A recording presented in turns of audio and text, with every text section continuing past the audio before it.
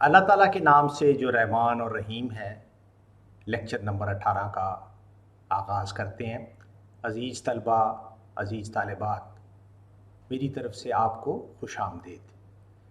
आज हमारे जो मौज़ूए गुफ्तगू हैं वो 3 हैं।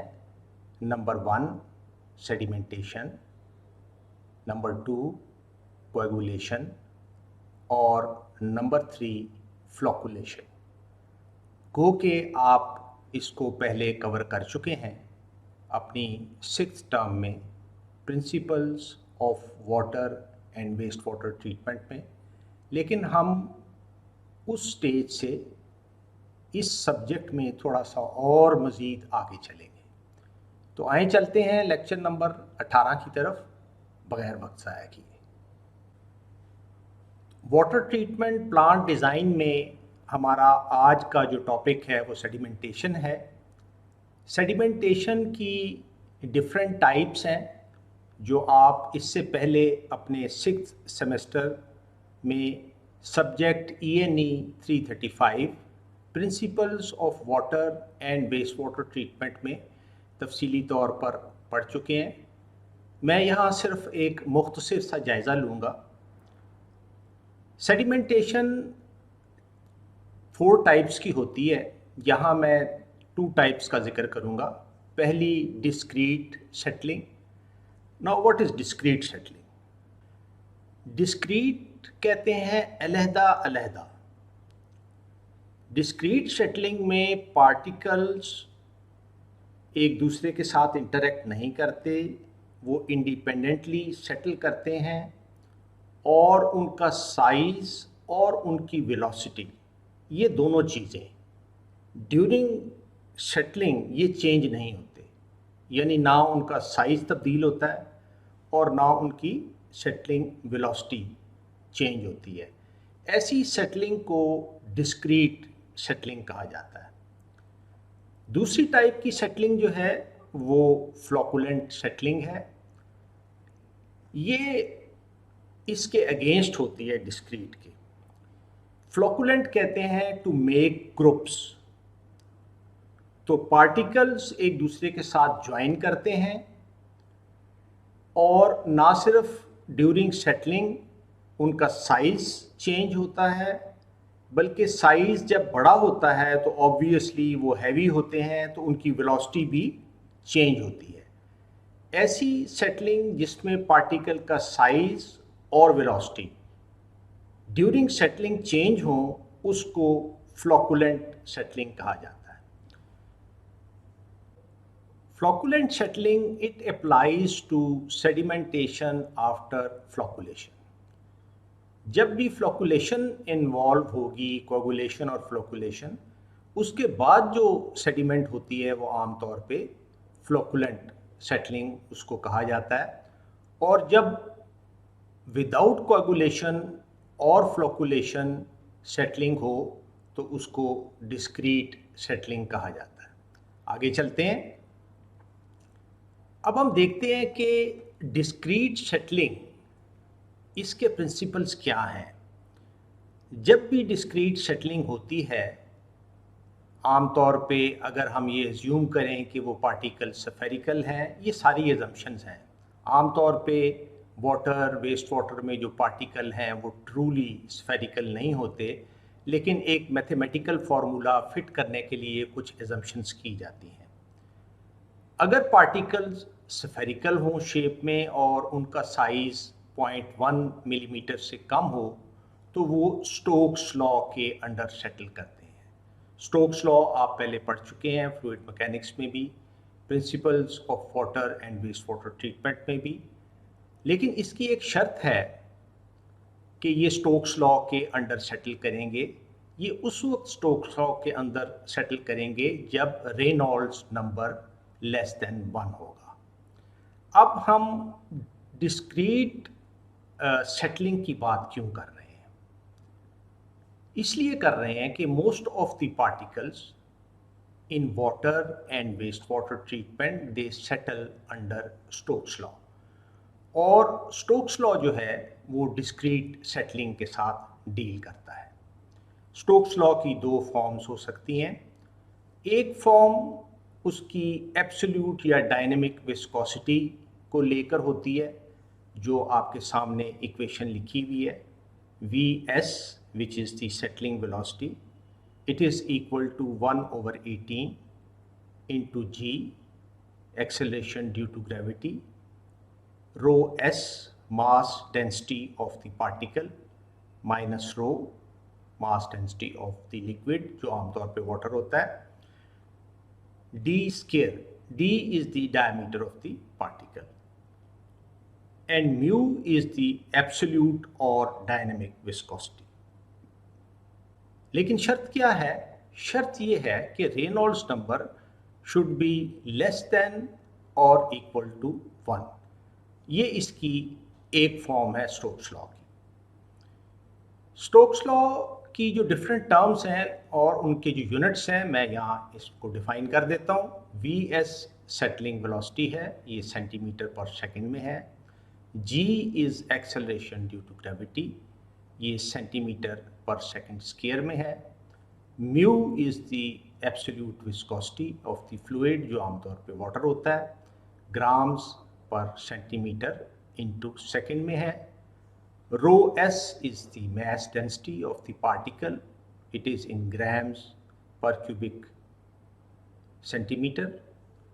Rho is the mass density of fluid, which is the water, in grams centimeter cube, and d is the particle diameter and it is in centimeter. Stokes law की एक और फॉर्म भी है जो काइनेमेटिक विस्कोसिटी की terms में define की जा सकती है. Vs it is equal to 1/18 g. G वही है acceleration due to gravity. Ss this is the specific gravity of the solid minus 1. 1 is the specific gravity of the liquid which is the water. D square, d is again the diameter of the particle divided by nu. Nu is the kinematic viscosity, where Ss it is equal to specific gravity of the particle and S is the specific gravity of the liquid, which in case of water is 1. ये दो forms हैं Stokes law की जो आमतौर पे इस्तेमाल होती हैं. इसका अभी हम एक सॉल्व प्रॉब्लम करेंगे जिसमें इसको अप्लाई करेंगे.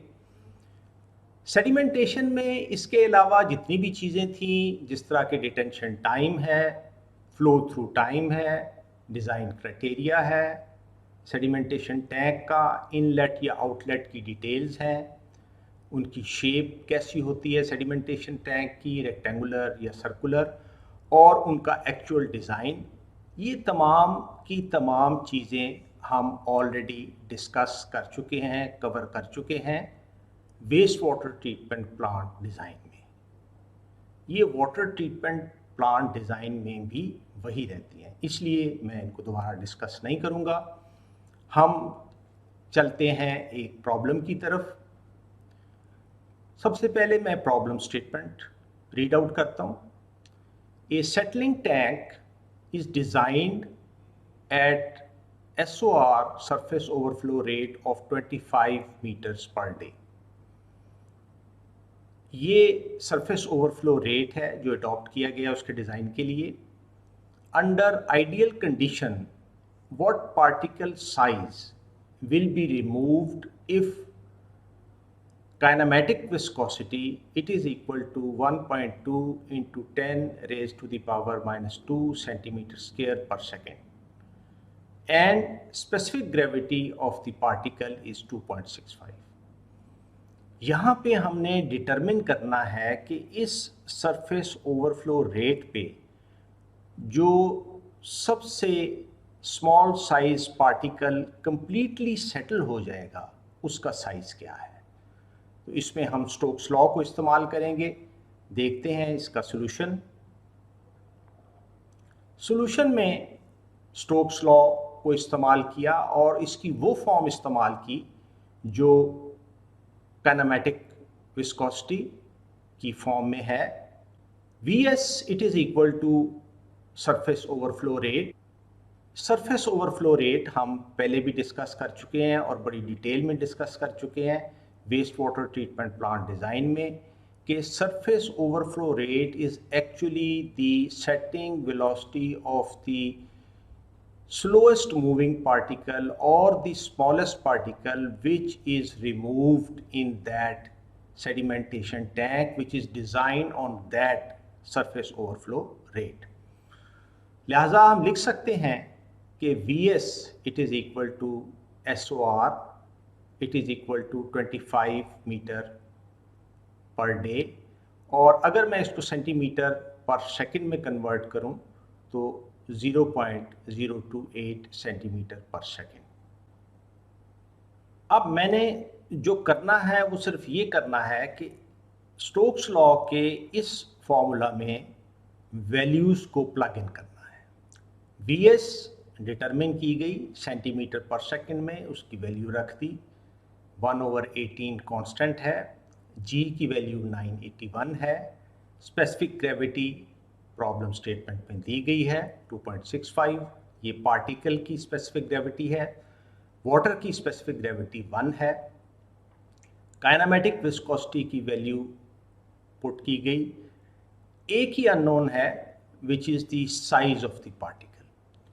यहाँ से D को डिटरमिन किया गया और D की वैल्यू 0.0019 सेंटीमीटर, या इसको अगर मैं मिलीमीटर में लिखूं तो 0.019 मिलीमीटर, और मीटर में अगर लिखूं तो ये वैल्यू बनती है, और आमतौर पे अगर माइक्रोमीटर में डिफाइन करना हो तो ये 19 माइक्रोमीटर इसकी वैल्यू बनेगी। 10 raised to the power -6 metre it is equal to 1 micrometre. ये आपने याद रखना है। अब देखना ये है कि हम इसको चेक करते हैं कि आया स्टोक्स लॉ एप्लीकेबल भी है कि नहीं है। वो कब एप्लीकेबल होता है? जब Reynolds number it is less than और इक्वल टू 1। लिहाजा रेनॉल्ड्स नंबर की वैल्यू डिटरमिन कर लेते हैं। Reynolds number it is equal to V D by nu. V is the velocity, D is the diameter of the particle and nu is the kinematic viscosity. जवाब आया 0.004 और obviously this is less than 1। हम ये कह सकते हैं कि Stokes law applicable है और हमारा स्टोक्स लॉ को यहाँ पे इस्तेमाल बिल्कुल दुरुस्त है। तो ये एक न्यूमेरिकल था जिससे आपने देखा कि हमने पार्टिकल साइज को डिटरमिन किया कि एक ख़ास सरफेस ओवरफ्लो रेट पे जो सबसे छोटा पार्टिकल कंप्लीटली सेटल हो जाएगा उसका डायमीटर क्या होगा। उससे जितने भी पार्टिकल छोटे होंगे वो पार्शली सेटल होंगे, 100% सेटल नहीं होंगे। इसी तरह वो पार्टिकल साइज जो इस पार्टिकल साइज से जो हमने यहाँ डिटरमिन किया है मिलीमीटर में, इससे बड़ा होगा, ऑब्वियसली वो तो 100% उस सेडिमेंटेशन टैंक में रिमूव हो जाएगा। अब हम चलते हैं कोएगुलेशन की तरफ। इससे पहले कि हम कोएगुलेशन को डिस्कस करें, इसका थोड़ा सा बैकग्राउंड जानना बहुत ज़रूरी है। बहुत सारे पार्टिकल्स इस साइज के होते हैं नेचुरल वाटर में भी और वेस्ट वाटर में भी, जिनका साइज बहुत कम होता है। ऐसे पार्टिकल्स को कोलाइडल पार्टिकल्स कहा जाता है और इनका जो साइज रेंज है वो आमतौर पे बाज़ जगह पे 1 माइक्रोमीटर से लेके 10 माइक्रोमीटर तक रिपोर्ट किया गया है और बाज़ जगह इसको 0.1 माइक्रोमीटर से लेके 10 माइक्रोमीटर तक भी कहा गया है। ये डिफरेंट वैल्यूज़ हैं जो लिटरेचर में रिपोर्टेड हैं।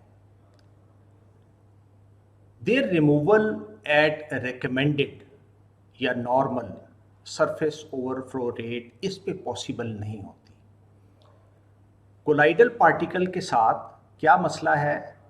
मसला ये है कि इनका साइज़ इतना छोटा होता है और शटलिंग वेलोसिटी इतनी कम होती है कि आमतौर पे डिज़ाइन क्राइटेरिया के अंदर जो रेंज दी गई है सरफेस ओवरफ्लो रेट की, कि जब भी आप एक सेडिमेंटेशन टैंक डिज़ाइन करें उसके लिए इस रेंज के अंदर सरफेस ओवरफ्लो रेट अडॉप्ट करें, उस सरफेस ओवरफ्लो रेट पे ये रिमूव नहीं होते। ये इनका सबसे बड़ा मसला है।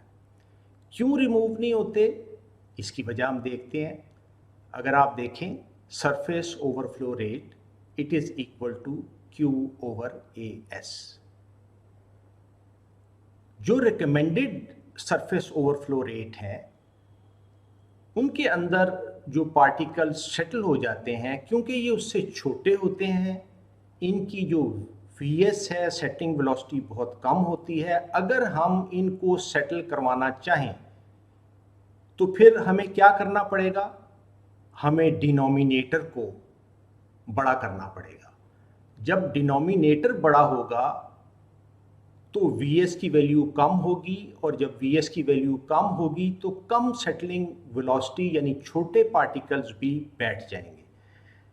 लेकिन जब हम area of the sedimentation tank बड़ा करेंगे तो किस हद तक बड़ा कर सकते हैं?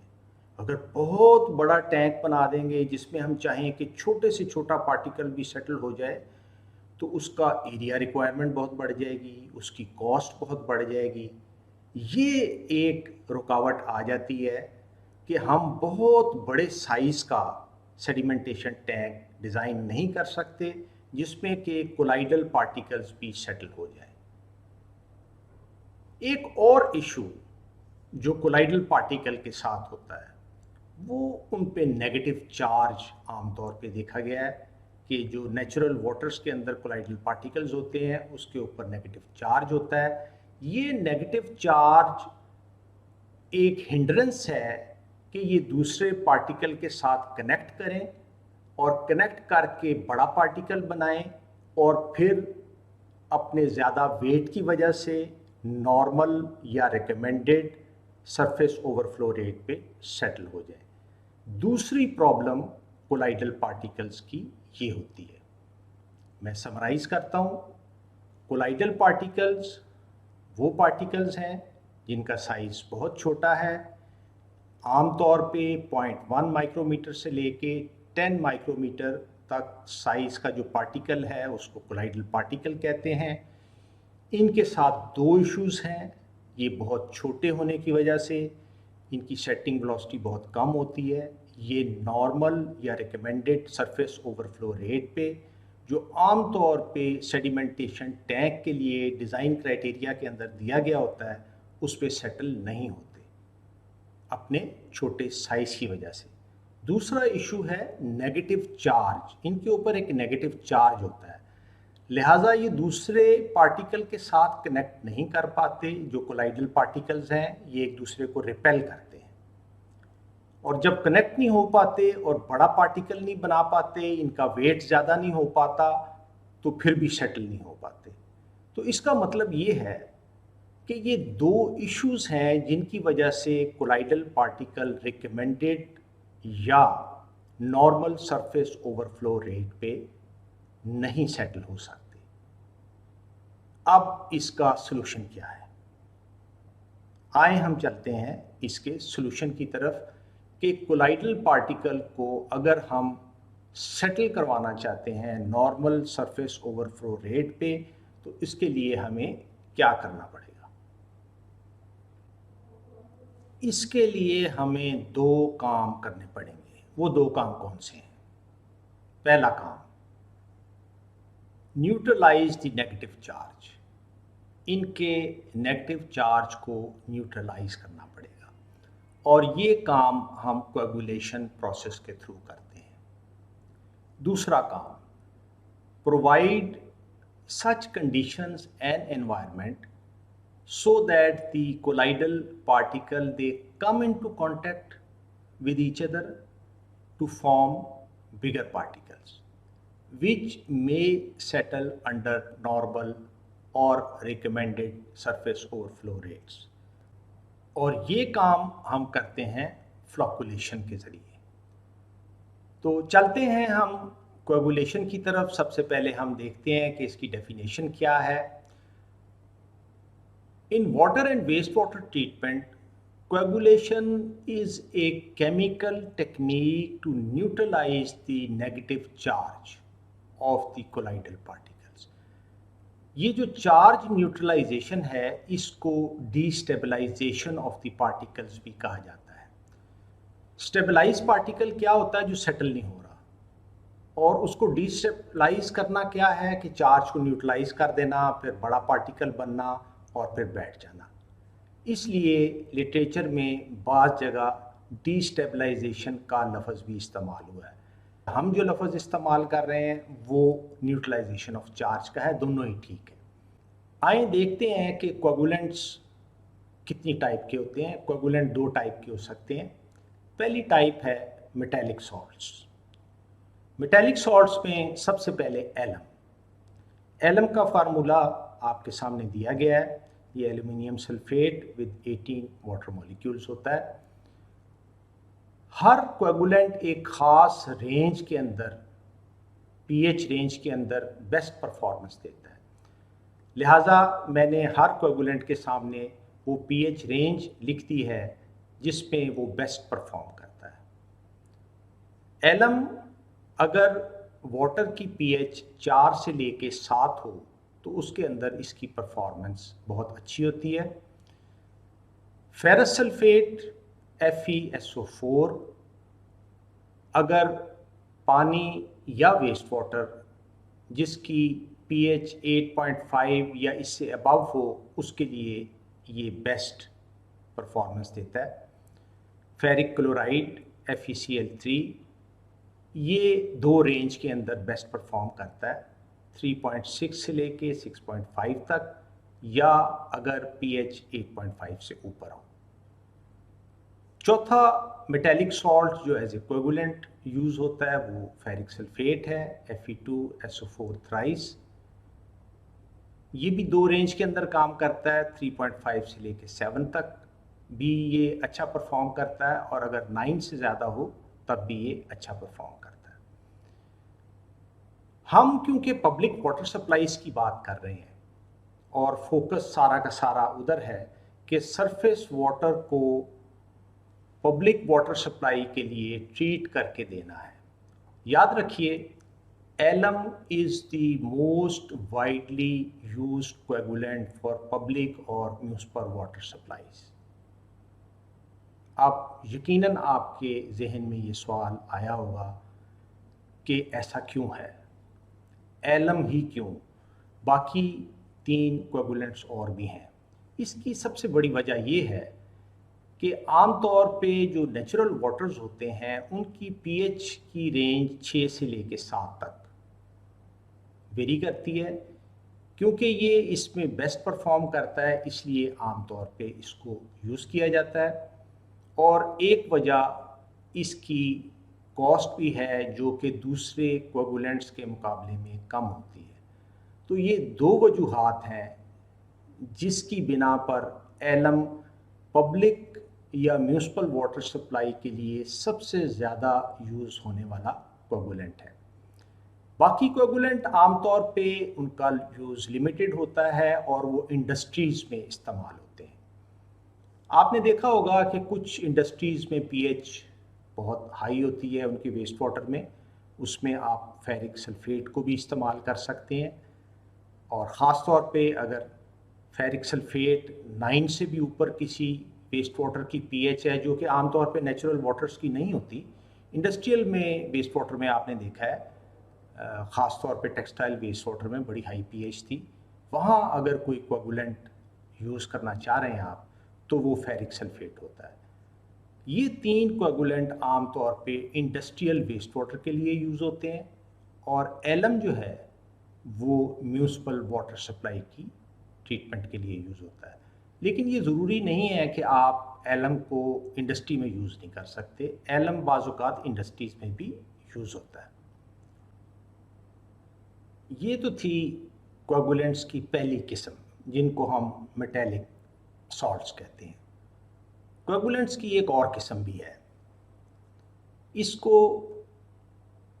पॉलीमर्स कहते हैं, केटाइनिक पॉलीमर्स। ऐसे पॉलीमर्स जिनके ऊपर पॉजिटिव चार्ज होता है और वो पॉजिटिव चार्ज कोलाइडल पार्टिकल्स के ऊपर नेगेटिव चार्ज को फिर न्यूट्रलाइज करता है।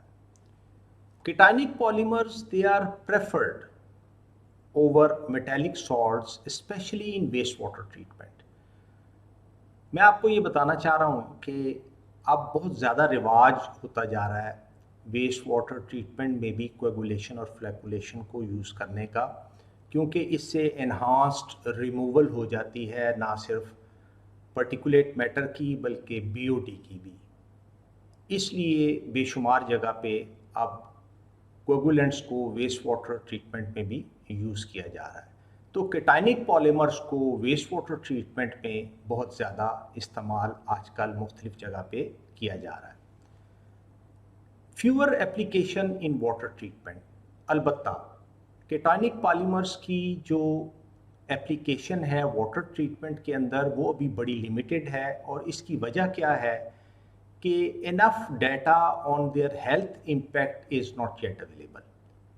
क्योंकि वाटर ट्रीटमेंट में आपने पानी को ना सिर्फ दीगर इस्तेमाल में लाना होता है बल्कि पीना भी होता है, इसलिए ये ज़रा सेंसिटिव इशू है। तो इसके कोई हेल्थ इम्पैक्ट तो नहीं है, इस पे अभी खातर खा रिसर्च नहीं हो सकी, इसलिए इसका यूज़ अभी वाटर ट्रीटमेंट के अंदर केटाइनिक पॉलीमर्स का बड़ा लिमिटेड है। अलबत्ता वेस्ट वाटर ट्रीटमेंट के लिए इनका इस्तेमाल काफ़ी ज़्यादा है। केटाइनिक पॉलीमर्स क्यों प्रेफर किए जाते हैं? क्या वेस्ट वाटर में हम एलम को इस्तेमाल नहीं कर सकते? बिल्कुल कर सकते हैं, लेकिन केटाइनिक पॉलीमर्स को क्यों ज़्यादा इस्तेमाल किया जाता है? इसकी दो वजूहात हैं। Number one, they produce less sludge as compare to metallic salts. जैसा कि आपके इल्म में है कि sludge is a regular feature in waste water treatment, और almost 30% of the cost, capital cost waste water treatment की वो स्लज हैंडलिंग फैसिलिटीज़ पे इस्तेमाल होती है। तो अगर स्लज कम हो जाए तो ऑब्वियसली जो स्लज हैंडलिंग फैसिलिटीज़ हैं वो भी, उनका साइज़ भी छोटा हो जाएगा। जब उनका साइज़ छोटा हो जाएगा तो उनकी कैपिटल कॉस्ट भी कम होगी। जब स्लज की क्वांटिटी कम होगी तो मेंटेनेंस या उसकी हैंडलिंग कॉस्ट वो भी कम हो जाएगी। तो ये एक बहुत बड़ी वजह है कि क्योंकि केटाइनिक पॉलीमर स्लज प्रोडक्शन कम करते हैं, इसलिए उनका इस्तेमाल वेस्ट वाटर ट्रीटमेंट में प्रेफर किया जाता है। दूसरी वजह ये है कि जो फ्लॉक बनते हैं केटाइनिक पॉलीमर से वो बहुत स्ट्रॉन्ग और लार्ज होते हैं, hence higher surface overflow rate can be used. लिहाजा जब अगर फ्लॉक स्ट्रॉन्ग होगा और बड़ा होगा तो हम सरफेस ओवरफ्लो रेट हायर इस्तेमाल कर लेंगे। जब सरफेस ओवरफ्लो रेट हायर इस्तेमाल करेंगे तो फुटप्रिंट जो सेडिमेंटेशन टैंक का है वो छोटा होगा, और जब फुटप्रिंट छोटा होगा तो उसकी कैपिटल कॉस्ट भी कम होगी। इसको मैं एक्सप्लेन करता हूँ दोबारा से, आपको उस इक्वेशन की तरफ लेके जाने लगा हूँ जिससे शायद ये आपको बात मज़ीद और क्लियर हो जाए।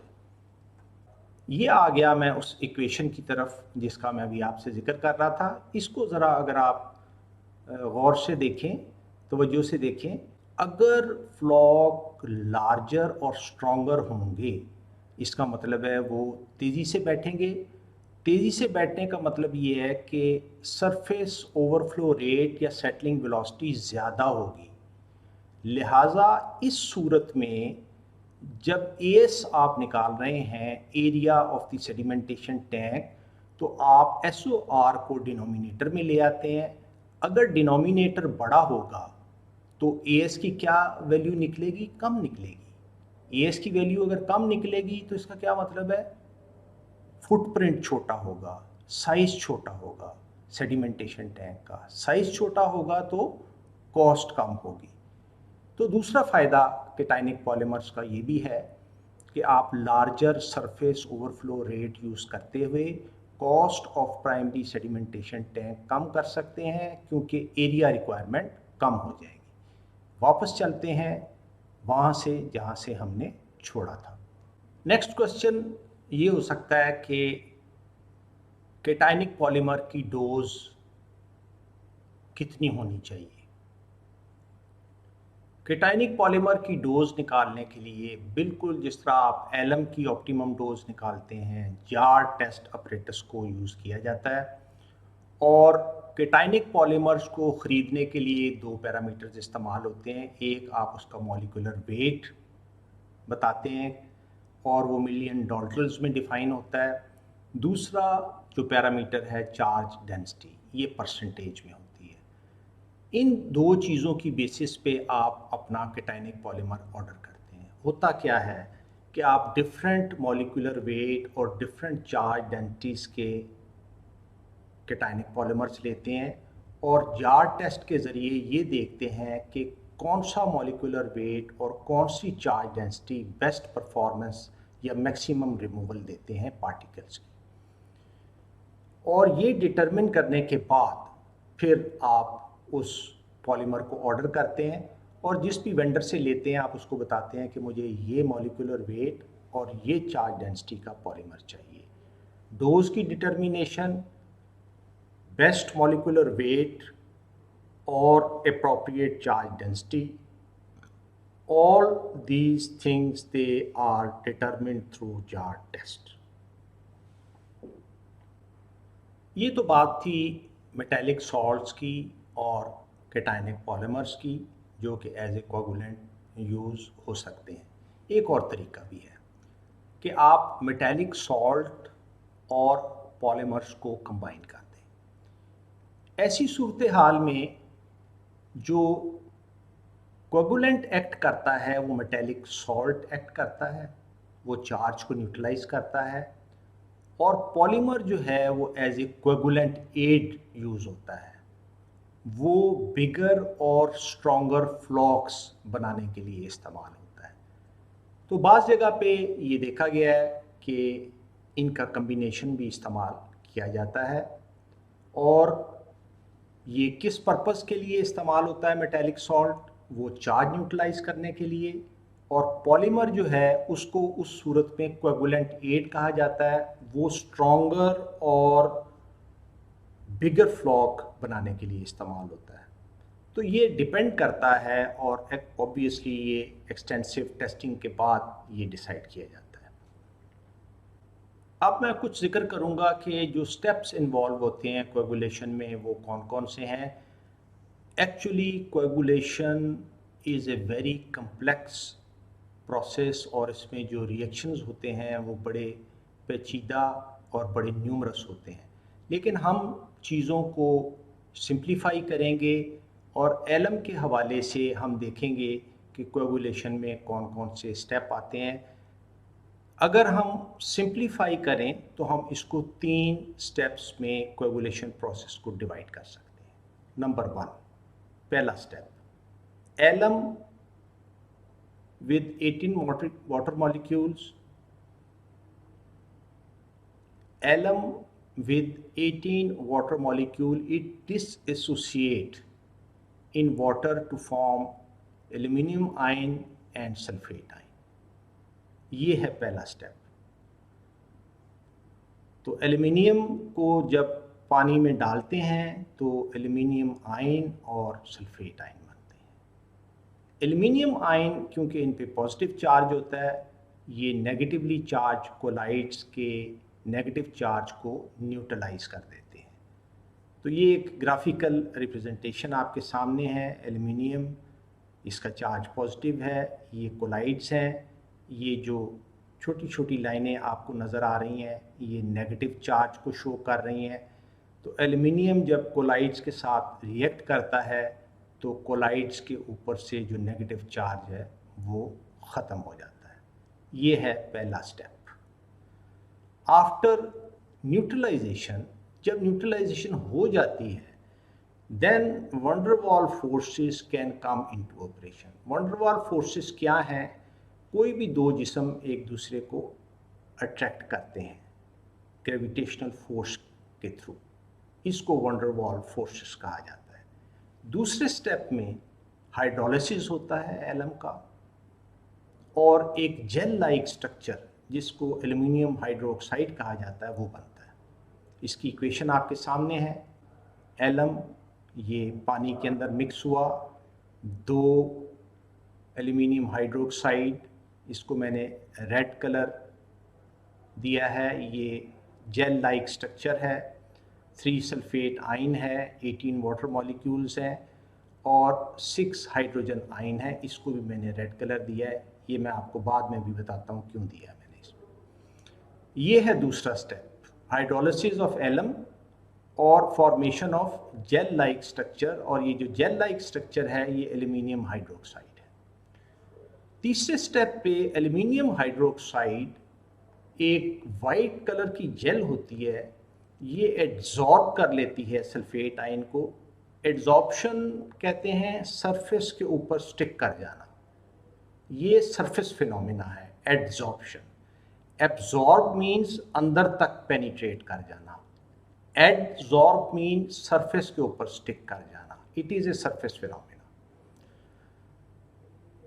ये जो जेल लाइक स्ट्रक्चर है ये एड्सॉर्ब करता है सल्फेट्स को, कोलाइड्स को जो न्यूट्रलाइज हो चुके हैं from the solution, and is precipitated out and settle down. ये आहिस्ता आहिस्ता नीचे सेटल करता है, साथ साथ कोलाइड्स को और जो न्यूट्रल पार्टिकल्स होते हैं उनको भी, सल्फेट को भी लेके नीचे बैठ जाता है as a sludge. This gel also absorb individual particles having no charge, greater in size than the colloids. तो जो न्यूट्रल पार्टिकल्स होते हैं जिन पे कोई चार्ज नहीं होता, क्योंकि एक जेल लाइक स्ट्रक्चर होता है और ये बैठ रहा होता है, तो ये उनको भी अपने साथ लेके नीचे एज ए स्लज बैठ जाता है। एज शोन इन इक्वेशन 2, जैसा कि आपको इक्वेशन 2 में मैंने दिखाया है और इसको मैंने कलर कोड किया है 6H को, hydrolysis of alum produces H positive ions. जब H पॉजिटिव आयन प्रोड्यूस होते हैं तो pH नीचे जाने का चांस होता है, और pH बाज़ औक़ात अगर उस फेवरेबल रेंज से नीचे चली जाए जिसमें कोएगुलेंट काम कर रहा है तो कोएगुलेंट का फंक्शन बुरी तरह से डिस्टर्ब होता है। लेकिन आम तौर पे ये देखा गया है कि पानी के अंदर जो नेचुरल वाटर्स हैं अल्कलिनिटी मौजूद होती है जो कि उस सिस्टम को बफर करती है। बफर करने का क्या मतलब है? To resist a change in the pH। Any buffer solution is a solution, जब भी आप उसकी pH चेंज करना चाहेंगे वो अपनी pH की चेंज को रेजिस्ट करेगा। नेचुरल वाटर्स के अंदर, सरफेस वाटर के अंदर, रिवर के अंदर, डैम के अंदर नेचुरल अल्कलिनिटी मौजूद होती है। ये अल्कलिनिटी उस pH को नीचे जाने से रोकती है, रेजिस्ट करती है और उसको फेवरेबल रेंज में रखती है। अगर नेचुरल अल्कलिनिटी ना मौजूद हो, जो कि बड़ा रेयर होता है नेचुरल वाटर्स में, सरफेस वाटर में, डैम का वाटर है, रिवर का वाटर है, कैनाल का वाटर है, लेक का वाटर है, इसमें नेचुरल अल्कलिनिटी मौजूद होती है जो कि pH को नीचे नहीं जाने देती और उस रेंज में रखती है जिसमें एलम इफेक्टिवली काम करता है। लेकिन बाज़ औक़ात शाज़ो नादर ऐसा भी होता है कि नेचुरल अल्कलिनिटी मौजूद नहीं होती, तो आप फिर आर्टिफिशियली अल्कलिनिटी ऐड कर देते हैं। लिहाजा हमेशा जब भी आप पानी को कोएगुलेशन फ्लोकुलेशन के थ्रू ट्रीट करने लगें तो उसकी अल्कलिनिटी को ज़रूर मैयर करें और देखें कि क्या सफिशेंट अल्कलिनिटी मौजूद है। अगर मौजूद है फ़ाइन, अगर नहीं तो फिर आप उसमें कोई ऐसी चीज़ डालें जिससे उसकी अल्कलिनिटी मौजूद हो और pH एक ख़ास रेंज से, जो फेवरेबल रेंज है उस ख़ास तौर पे उस कोएगुलेंट की, अगर मैं एलम की बात करूं तो 4 से लेकर 7 तक उसकी फेवरेबल रेंज है, उसके अंदर अंदर रहे। इसको मैं अब एक्सप्लेन करता हूं। ये एक बैलेंस्ड इक्वेशन है और इससे हम ये डिटरमिन करेंगे कि कितनी अल्कलिनिटी रिक्वायर्ड होती है। ये एलम का फार्मूला है, ये कैल्शियम बाइकार्बोनेट है, ये अल्कलिनिटी की एक फॉर्म है, और aluminium hydroxide, calcium sulphate, 18 water molecule, 16 carbon dioxide. अब अगर मैं मॉलिक्यूलर वेट लिखूं तो एलम का 666 तकरीबन बन जाता है, और अगर इसका मॉलिक्यूलर वेट लिखा जाए तो ये 486 के करीब बनता है। Now 666 grams of alum require calcium bicarbonate equal to 486 grams या milligrams. 1 gram of alum require 486 divided by 666, it is equal to 0.7 milligrams. So from this chemical equation and this little processing, we can arrive at a conclusion that theoretically each 1 milligram of alum, when it is added to the surface water for coagulation and flocculation purpose, it requires 0.7 milligrams of alkalinity. अगर alkalinity इससे बराबर या इससे ज़्यादा मौजूद है, nothing to worry about, आप alum को यूज़ करें, वो बफर करेगी, पीएच को नीचे नहीं जाने देगी। लेकिन अगर ऐसा नहीं है, आप अल्कलिनिटी मेजर करते हैं और 0.7 नहीं है, देन आपको क्विक लाइम ऐड करना पड़ता है, जिसको CaO फार्मूला है, जिसको आमतौर पे उर्दू में चूना भी कहा जाता है। आप देखें कि चूने की लाइनें लगाई जाती हैं सफ़ेद, वो दैट इज़ क्विक लाइम। वो ऐड करके आर्टिफिशियली अल्कलिनिटी इंड्यूस की जाती है ताकि सिस्टम की पीएच ऐसी रेंज में ना चली जाए जहां एलम अपनी इफ़ेक्टिवली परफॉर्मेंस ना दे पाए। हम इस नतीजे पे पहुंचे कि अगर हमें ये पता है कि एलम की डोज क्या है, तो for each 1 milligram of alum there should be 0.7 milligrams of alkalinity present in the natural water. और अगर डोज 20 मिलीग्राम्स है तो उससे कॉरस्पॉन्डिंग हम अल्कलिनिटी निकाल सकते हैं। अल्कलिनिटी को टेस्ट किया जाता है पानी की, अगर वो अल्कलिनिटी ज़्यादा हो रिक्वायर्ड से तो आपको बिल्कुल कोई तशवीश की ज़रूरत नहीं, आप एलम को इस्तेमाल करें। लेकिन अगर ऐसा शाज़-ओ-नादिर होता है, अगर अल्कलिनिटी कम है, then you should be very careful, और आपको आर्टिफिशियल अल्कलिनिटी क्विक लाइम के ज़रिए ऐड करके उसको स्टेज पे लाना पड़ेगा कि सिस्टम की पीएच उस रेंज से नीचे ना चली जाए जहां एलम इनअफेक्टिव हो जाए एज कोएगुलेंट। ये तो था कोएगुलेशन का कुछ जिक्र। चार्ज को न्यूट्रलाइज कर लिया गया है। अब अगला स्टेप है फ्लॉकुलेशन। देखते हैं कि फ्लॉकुलेशन क्या चीज़ है। Flocculation is actually a slow mixing process.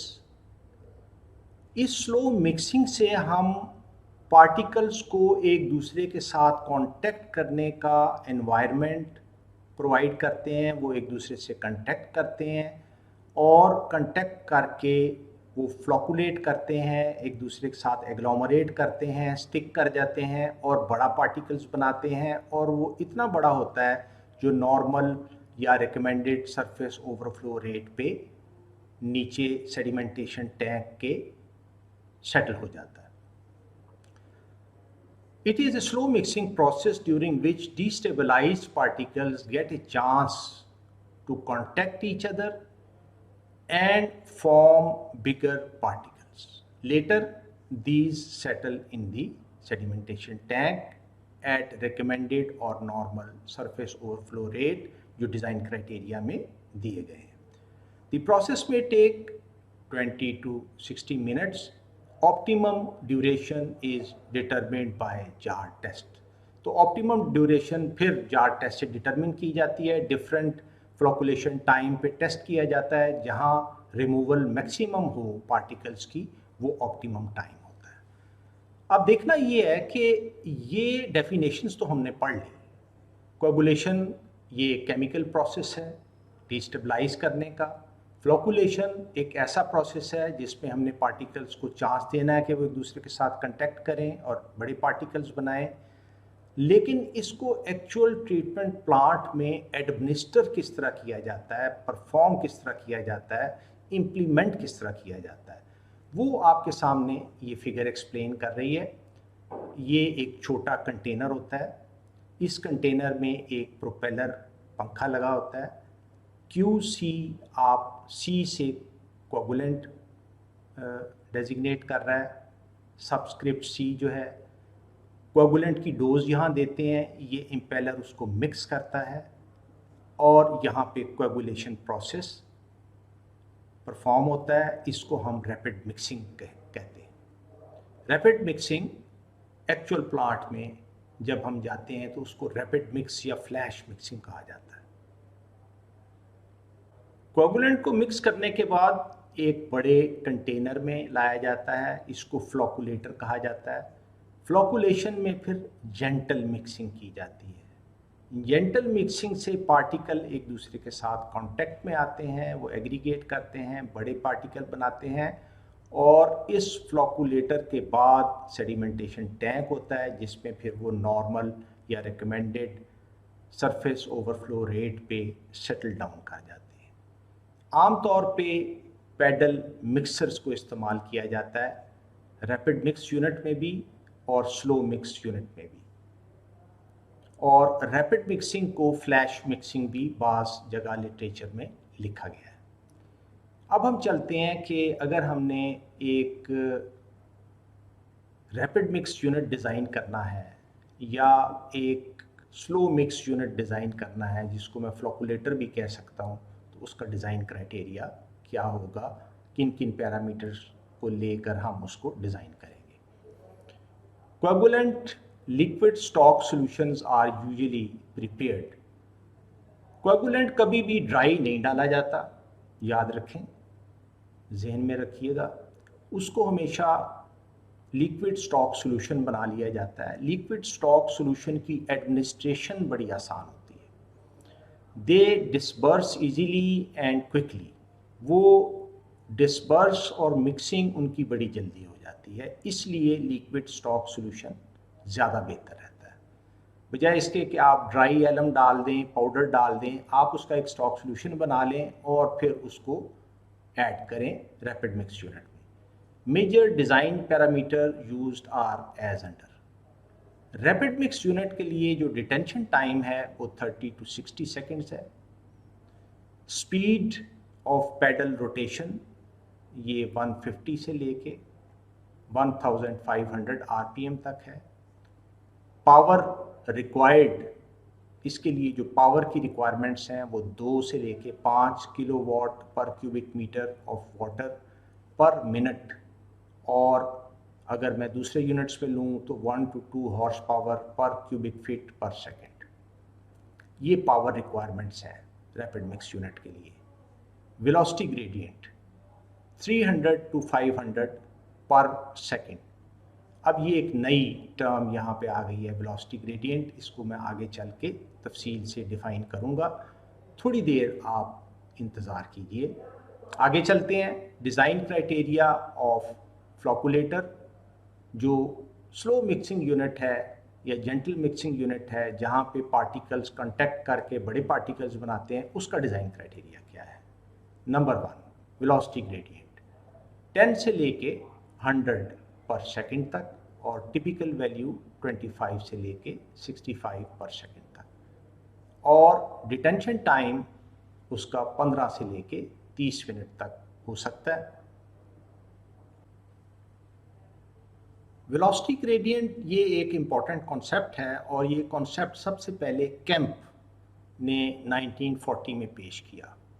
Kemp एक सिविल इंजीनियर था, अमेरिकन था, ये उसने पेश किया। वेलोसिटी ग्रेडियंट को हम G से रिप्रेजेंट करते हैं। अब इसकी डेफिनेशन क्या है। Velocity gradient is the difference in velocity between adjacent fluid layers divided by the distance between them. And it is known as velocity gradient. इसको मैं एक फिगर के ज़रिए आपको एक्सप्लेन करने की कोशिश करूँगा। आपके सामने ये फिगर, इसमें ये एक लेयर है जो मूव कर रही है, इसकी वेलोसिटी v1 है। ये एक और पानी की लेयर है इमेजिनरी जो मूव कर रही है, इसकी वेलोसिटी v2 है। v1 की वैल्यू ज़्यादा है और v2 की वैल्यू कम है। इन दोनों में लेयर्स में डिस्टेंस t है। वेलोसिटी ग्रेडियंट ये बराबर होगा v1 minus v2 divided by d, distance between the two layers. Velocity के यूनिट्स क्या है? अगर मीटर पर सेकंड में मैं लूँ तो सेकंड नीचे आ जाएगा। d डिस्टेंस अगर मीटर में है तो मीटर मीटर के साथ कैंसिल हो जाएगा। पर सेकंड को अगर मैं ऊपर ले जाऊँ तो second raise to the power -1। तो यूनिट्स जो वेलोसिटी ग्रेडियंट के हैं वो पर सेकंड होंगे। g actually it vary from point to point in a fluid and velocity gradient refer to the mean value। जब भी हम वेलोसिटी ग्रेडियंट की बात करेंगे हम मीन वैल्यू को रेफर कर रहे होंगे, क्योंकि टर्बुलेंस लेवल हर पॉइंट पे डिफरेंट होगा। इसलिए जब भी हम as a whole velocity gradient की बात करेंगे तो मीन वैल्यू की बात होगी। G in flocculators plays main role in particle contact। जब हम फ्लोकुलेटर की बात करेंगे, स्लो मिक्सर की बात करेंगे, तो उसमें जो सबसे मेन रोल है पार्टिकल कांटेक्ट में, उनको मौका फ्राहम करने में कि वो एक दूसरे से कांटेक्ट करें, वो वेलोसिटी ग्रेडियंट है। इसको मैं एक फिगर के ज़रिए एक्सप्लेन करने की कोशिश करता हूँ। ये एक सरफेस है कंटेनर की, surface of the liquid container. ये ऊपर का लेवल है लिक्विड का। लिक्विड इस डायरेक्शन में मूव कर रहा है। यहाँ पे जो लेयर है लिक्विड की इस कंटेनर की सरफेस के साथ एज्यूम करें कि वो बिल्कुल स्टिक की हुई है, उसकी वेलोसिटी 0 है। जैसे जैसे हम ऊपर बढ़ रहे हैं वेलोसिटी की वैल्यू बढ़ती जा रही है और सरफेस पे आके मैक्सिमम वेलोसिटी हो सकता हो और हम उसको u कह देते हैं। अब आए इन दो पार्टिकल्स की तरफ। ये जो नीचे वाला पार्टिकल है इसकी वेलोसिटी कम है और जो ऊपर वाला पार्टिकल है इसकी वेलोसिटी ज़्यादा है। फर्ज करें एट एनी टाइम t1 इनकी ये पोजीशन है कि फास्ट मूविंग पार्टिकल पीछे है और स्लो मूविंग पार्टिकल आगे है। जैसे जैसे ये मूव करेंगे इस डायरेक्शन में, एक फर्ज करें टाइम t2 ऐसा आएगा जब ये particle by virtue of its more velocity यहाँ तक पहुँच जाएगा इस पार्टिकल तक और आके इसे कांटेक्ट करेगा, टकराएगा और हो सकता है फिर ये इससे स्टिक कर जाए। तो ये जो वेलोसिटी ग्रेडियंट है कि वेलोसिटी के अंदर चेंज यहाँ से लेके यहाँ तक, ये वो मेन फैक्टर है जो कि फ्लोकुलेटर्स के अंदर पार्टिकल कांटेक्ट का सबब बनता है और उनके साइज को बड़ा करने में मदद देता है। आगे चलते हैं। Higher is the G, more are chances of particle contact। अब यहाँ आके कुछ अहम मसाइल हैं जिन पे आपकी तवज्जो दरकार है। अब देखिए, जितना ज़्यादा हम पार्टिकल को मौका फ्राहम करेंगे कांटेक्ट करने का, उतने ही ज़्यादा चांसेस हैं कि वो कम वक्त में एक दूसरे से टकराएंगे और थोड़े वक्त में वो बड़ा पार्टिकल बना देंगे। So lesser time will be required for flocculation. लेकिन इसमें एक और बारीक नुक्ता भी है। However very high G values will result in excessive shear forces and tend to break formed particle। ये खतरा भी होगा, गो के पार्टिकल कांटेक्ट का चांस ज़्यादा होगा, वो जल्दी फ्लॉकुलेट हो जाएंगे, एक दूसरे के साथ कांटेक्ट करके बड़ा पार्टिकल बना देंगे, लेकिन हाई जी वैल्यू से शेयर फोर्स जो है वो हो सकता है कि उस बड़े पार्टिकल्स को फिर तोड़ दे, तो ये ख़तरा भी मौजूद रहता है। तो इसलिए हम बहुत ज़्यादा हाई वैल्यू की तरफ नहीं जाते। तो जो तजर्बे के बाद इस नतीजे पर पहुंचा गया है, वो नतीजा मैं आपके साथ अब शेयर करता हूँ। The above concept led to the conclusion that flocculation should proceed in stages with lower value of G as the water pass through the basin, and it is known as tapered flocculation। देखिए यहाँ अब मैं आपको समझाता हूँ, ये rapid mix unit है, coagulant mix हुआ, यहाँ स्लो मिक्सिंग यूनिट में आ गया, फ्लॉकुलेटर में आ गया। शुरू में आपने हाई जी वैल्यू रखी, एकदम पार्टिकल फ्लॉकुलेट हुए, फिर आपने कुछ आगे चल के जी की वैल्यू को कम कर दिया ताकि वो जो बड़े पार्टिकल्स बन चुके हैं थोड़ी देर में, कहीं वो शेयर की वजह से दोबारा ना टूट जाए। वो पार्टिकल्स उन्होंने मज़ीद बड़े पार्टिकल्स बनाए, फिर आप उनको और आगे ले गए और जी की वैल्यू फिर हाफ कर दी, 20 पे ले गए। यहाँ मिक्सिंग और स्लो कर दी ताकि वो शेयर की वजह से टूट ना जाए। यहाँ फिर उस जेंटल मिक्सिंग की वजह से मज़ीद वो और बड़े हुए। ऐसी फ्लॉकुलेशन को टेपर्ड फ्लॉकुलेशन कहा जाता है।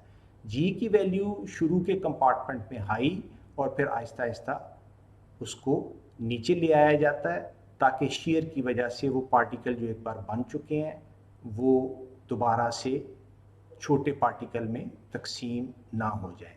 इसको टेपर्ड जी वैल्यू कहते हैं। आमतौर पे जो फ्लॉकुलेटर्स हैं, पैडल फ्लॉकुलेटर्स, उसमें इस कंसेप्ट को यूज़ किया जाता है और देखा गया है कि रिज़ल्ट अच्छे होते हैं। डियर स्टूडेंट्स, लेक्चर नंबर 18 को हम कंक्लूड करते हैं और क्विकली इसकी समरी देख लेते हैं। हम अपने CLO number 2 water treatment plant design का आगाज़ कर चुके हैं लेक्चर नंबर 17 से। आज का जो मौजू था वो सेडिमेंटेशन था, तकरीबन कवर्ड था पहले CLO में। दूसरा जो टॉपिक डिस्कस किया वो कोएगुलेशन था। ये केमिकल टेक्निक है छोटे पार्टिकल्स जिनको हम कोलाइडल पार्टिकल्स कहते हैं डिस्टेबलाइज करने की। और दूसरा जो हमने प्रोसेस पढ़ा फ्लॉकुलेशन। फ्लॉकुलेशन एक जेंटल मिक्सिंग टेक्निक है डिस्टेबलाइज पार्टिकल को एक दूसरे के साथ कांटेक्ट करने का मौका देने का और बड़ा पार्टिकल बनाने का। हमने डिज़ाइन क्राइटेरिया डिस्कस किया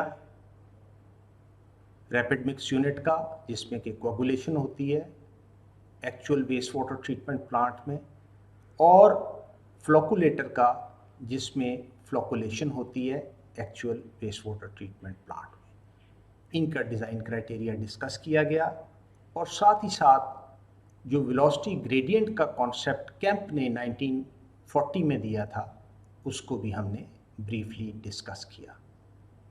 तो आज का लेक्चर मैं यहाँ क्लोज़ करता हूँ, आपसे इजाज़त मांगता हूँ। अल्लाह ताला आपकी हिफाजत फरमाए, कामयाबी आपका मुकद्दर हो।